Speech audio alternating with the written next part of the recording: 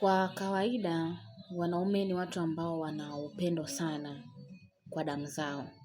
Yaani mwanaume akigundua, sehemu fulani kuna damu yake, ama mwanamke fulani ana damu yake.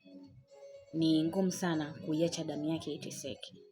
Yaani wanaume ni watu ambao wana upendo mkubwa sana, hasa akijua huyu mtoto ni damu yake. Kwa nini baadhi ya wanaume huwa wanaacha damu zao ziteseke? Ukifuatilia chanzo kikuu ni mwanamke. Kuna vitabia fulani ambavyo vipo kwa wanawake. Na mpaka inafikia hatua ya mwanaume anaacha damu yake iteseke, basi ili kolomeo hili linakuwa limebust. Haliwezi tena kuhifadhi vitu, kwa hiyo anaamua akae pembeni. Hivyo hakuna mwanaume ambaye yuko tayari kuacha mtoto wake ateseke. Ukiona mwanaume amefikia hatua ya kuacha mtoto wake ateseke, basi alianza kuteseka yeye kwa huyo mwanamke. Ikafika wakati akaamua kutafuta amani yake.